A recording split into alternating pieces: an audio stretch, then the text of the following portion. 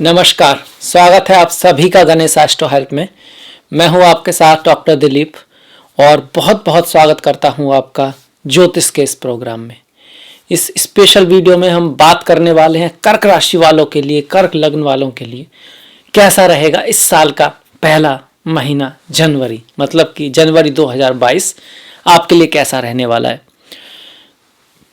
ग्रह जो परिवर्तन कर रहे हैं वो आपके जीवन में क्या बदलाव ला सकते हैं, हम अपनी तरफ से क्या ख्याल रख सकते हैं। आपका जॉब, कैरियर, पढ़ाई लिखाई, बिजनेस, धन, इसके साथ साथ ही आपका फैमिली लाइफ, प्रेम, स्पिरिचुअलिटी, अध्यात्म, हेल्थ, अब्रॉड जाना आदि आदि सारे जीवन के जो क्षेत्र हैं उन सभी पे हम दृष्टि डालेंगे, सभी को हम देखेंगे।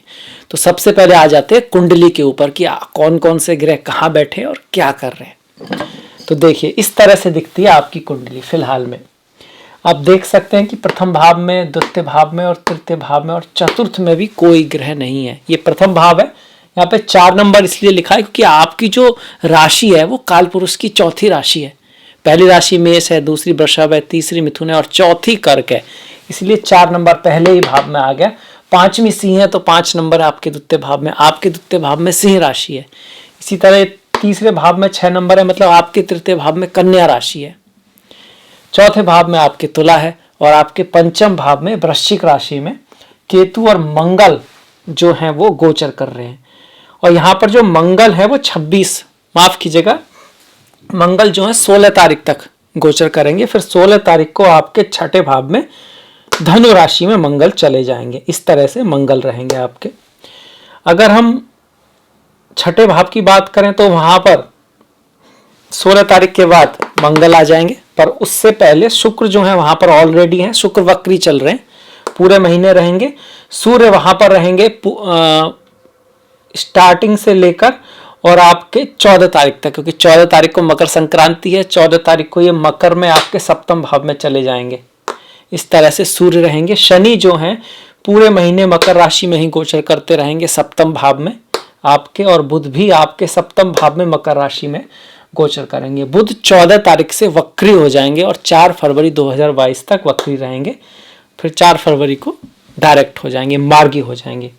अगर हम गुरुदेव की बात करते हैं, गुरु की बात करते हैं, तो वो आपके छठे भाव में कुंभ राशि में गोचर कर रहे हैं। आपका 9वां भाव और 10वां भाव खाली है। एकादश भाव जो है उसमें राहु वृषभ राशि में अपनी उच्च की राशि में गोचर कर रहे हैं और द्वादश भाव 12th हाउस भी आपका खाली चल रहा है। तो ये रही हमारे ग्रहों की स्थिति। अब आ जाते हैं इसके रिजल्ट के ऊपर। देखिए,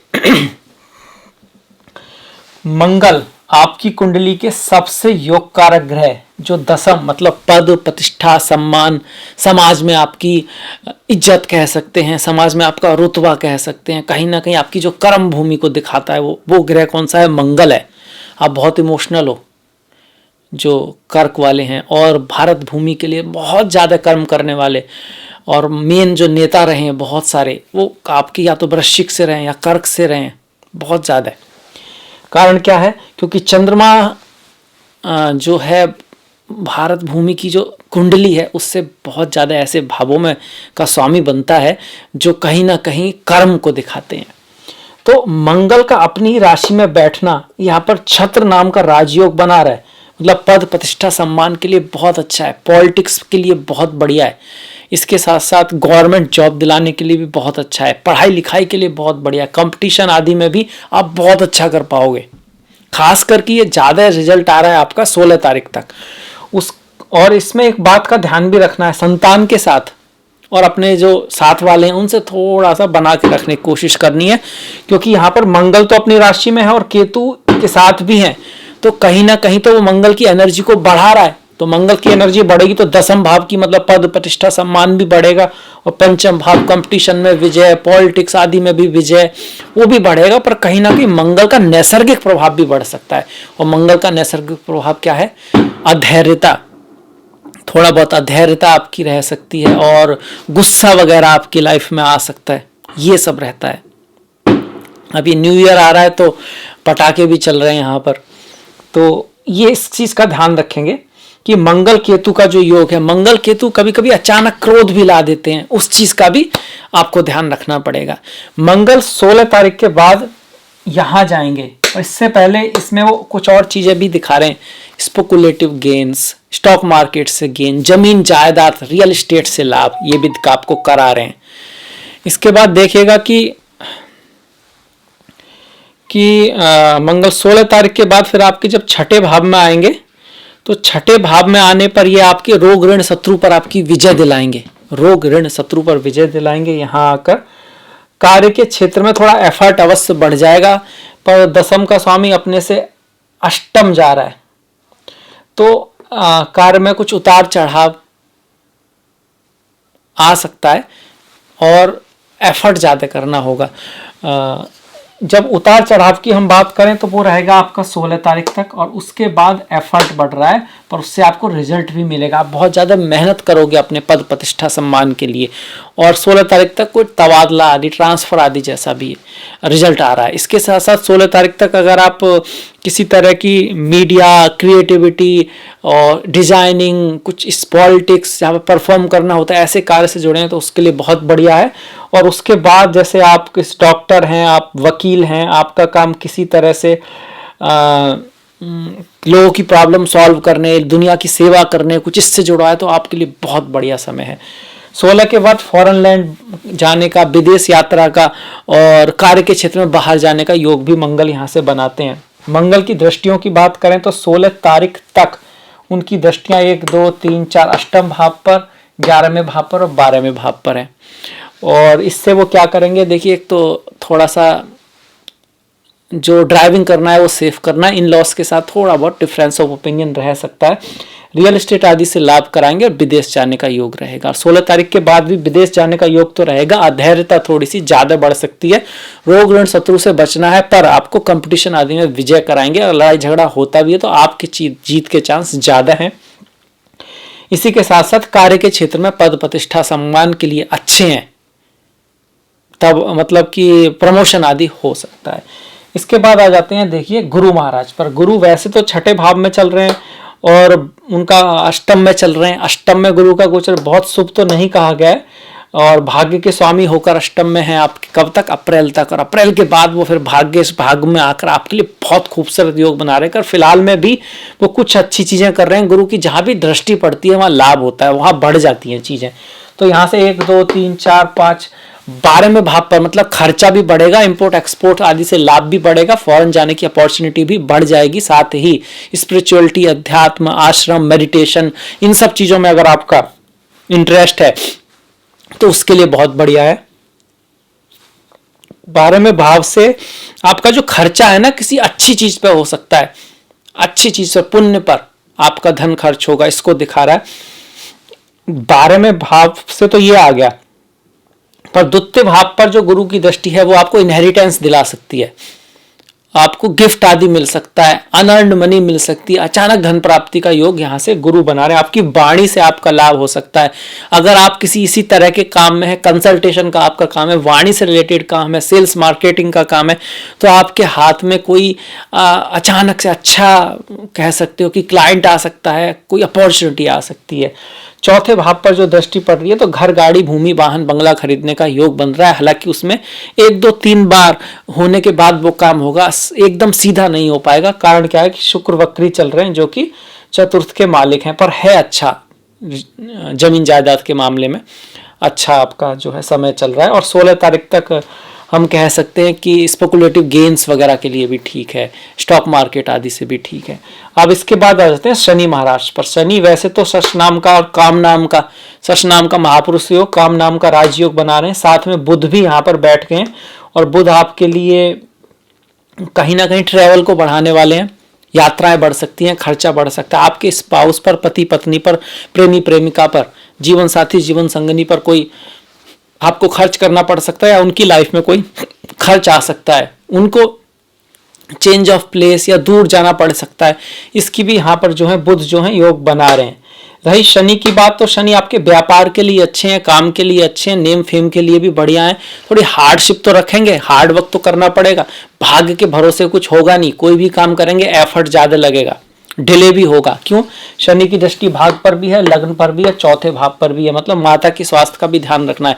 हालांकि घर, गाड़ी, भूमि, वाहन खरीदने का योग बनता है और एफर्ट करने के बाद भाग्य भी आपका साथ देगा। सप्तम में शनि का गोचर बुरा नहीं कहा गया है और यहाँ तो अपनी ही राशि में है तो और अच्छा है।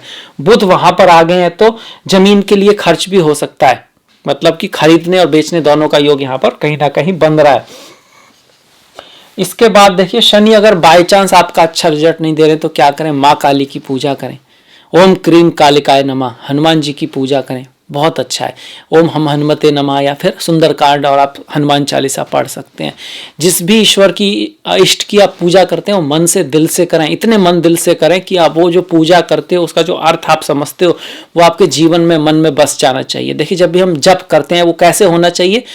मन में तो होना ही चाहिए, मतलब मन से होना चाहिए, आत्मा से होना चाहिए, और आप कह सकते हो थॉट्स के लेवल पर होना चाहिए। वो आपके साथ रहना चाहिए और वो गुण आपके अंदर आने चाहिए। वही रियल जप होता है। जिससे कर्म भी होता है ना, वाणी का कर्म होता है, मुंह से हम जो बोलते हैं वाणी का कर्म है, फिजिकल कर्म है, मानसिक कर्म है, और उसके पीछे की जो भावना है मतलब निष्काम भाव से होना चाहिए।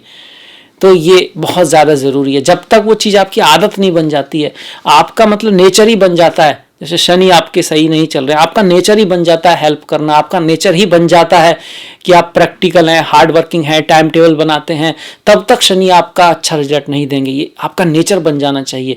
वृद्धों के प्रति आपको ये नहीं कि आपको करना है, आपके नेचर में ही आ जाए कि आप उनकी रेस्पेक्ट करते हैं, तो समझ लीजिए शनि आपके आज नहीं तो कल अच्छा फल देने लगेंगे। इसके बाद देखिए, हम आ जाते हैं शुक्र पर। शुक्र वक्री रहेंगे, शुक्र वक्री रहेंगे और इस वजह से थोड़ा सा ख्याल आपको रखना होगा माता के स्वास्थ्य का। माता के स्वास्थ्य का थोड़ा सा ख्याल रखना पड़ेगा।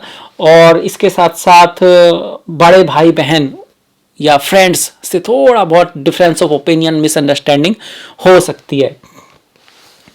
और शुक्र को अच्छा करने के लिए क्या करें? माँ लक्ष्मी की पूजा करें, श्री सूक्त का पाठ करें, घर में साफ सफाई का ध्यान रखें, शुचिता का ध्यान रखें। साफ सफाई के साथ साथ शुक्र का एक और एस्पेक्ट है प्रेम, सच्चा प्रेम, निस्वार्थ प्रेम, माता से, बहनों से, सभी से, प्रकृति से, हर चीज से एक प्रेम, एक संबंध, ये इस तरह की फीलिंग कि आप कहीं ना कहीं उन सब से जुड़े हो।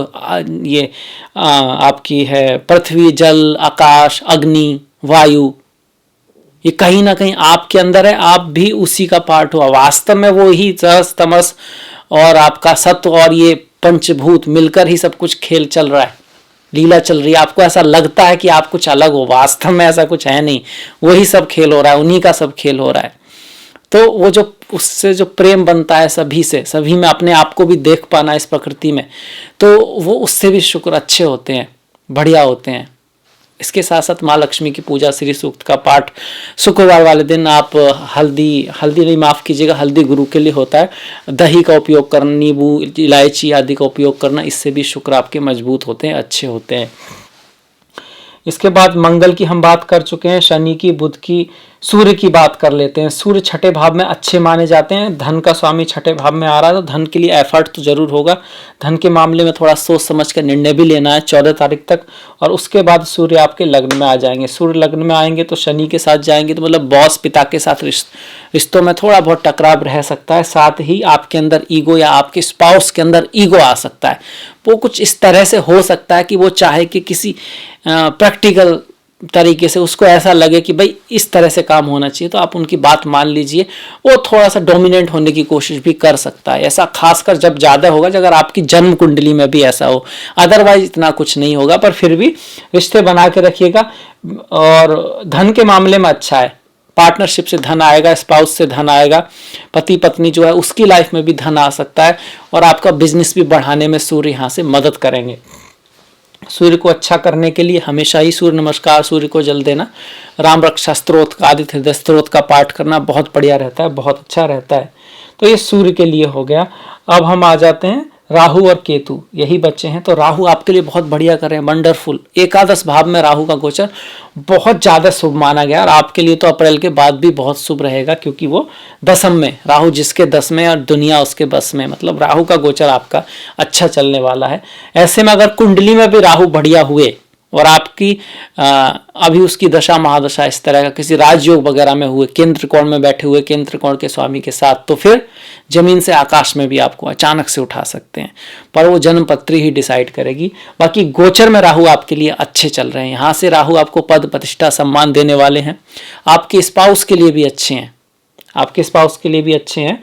बस किन चीज़ों का ख्याल रखना है, माता के स्वास्थ्य का ख्याल रखना है, उसके लिए बहुत ज़्यादा बेस्ट नहीं है। और कभी जब बाहर जाते हो, आप विदेश जाते हो या दूर जाते हो, अननोन जगह पर होते हो, वहाँ थोड़ा अपना सा केयर रखना है, खर्चा वगैरह थोड़ा सा बढ़ा सकते हैं, एक्सपेंस थोड़े से बढ़ सकते हैं राहु की वजह से। अदरवाइज राहु यहाँ पर अच्छे हैं आपके लिए, धन वगैरह के लिए भी बढ़िया है। केतु की बात करें, वो भी पंचम में अपनी ही राशि में मंत्र के लिए, ज्ञान के लिए, किसी नॉलेज को प्राप्त करने के लिए, किसी डिप्लोम को प्राप्त करने के लिए, गुरु से मिलने के लिए, स्पिरिचुअलिटी अध्यात्म के लिए बहुत बढ़िया है, बहुत अच्छे हैं। और ज्योतिष है आपकी, इस तरह की अकल्ट है, आयुर्वेद है आपका, टैरो है, जो इस तरह का ज्ञान है, जो प्राकृतिक का जो ज्ञान है, प्रकृति का ज्ञान है, उससे परे का ज्ञान है, समाधि है, चक्रा मेडिटेशन आदि है, और ये सब रेकी वगैरह जो है वो सब है, वहाँ के लिए बहुत अच्छे चल रहे हैं अगर आपकी दशा महादशा है। और फिर भी अगर आपकी कुंडली में बाय चांस उतने अच्छे नहीं है तो माँ दुर्गा की पूजा आप राहु के लिए करते हैं, और गणेश जी के लिए आप केतु की पूजा करें। राहु के लिए आप बिल्ली आदि को खाना खिला सकते हैं, और केतु के लिए आप कुत्तों को खाना खिलाएं। राहु के लिए आप चींटी वगैरह को डाल सकते हो, और केतु के लिए आप मछली, मत्स्य अवतार का दर्शन करो। वहीं राहु के लिए बराह अवतार का दर्शन करने से राहु अच्छे रिजल्ट देते हैं। ये श्री हरि विष्णु के अवतार हैं। इसी के साथ साथ केतु के लिए आप गणेश जी की पूजा तो करोगे ही, मछली, कुत्ता ये सब आप फॉलो करें, ध्वजा का दान आदि कर सकते हैं। जीवन में अध्यात्म का होना, स्पिरिचुअलिटी का होना केतु को अच्छा करता है। मेडिटेशन का, ध्यान का होना, उस मेडिटेशन से भी परे निकल जाना, उस ध्यान से भी परे निकल जाना, और जो चीज़ों को हम बहुत महत्वपूर्ण मानते हैं, जैसे कि हमारी समझ है, हमारे इमोशन है, हमारी थॉट्स है, उसकी गहराई को भी देख लेना कि ये भी कहीं ना कहीं बस मन के ऊपर की तरंगे हैं, अंदर तो सिर्फ शांति ही शांति है, कुछ ऐसा है नहीं, ये सब भी बस भावना ही है, इससे ज़्यादा कुछ नहीं है। अगर ऐसा होता तो फिर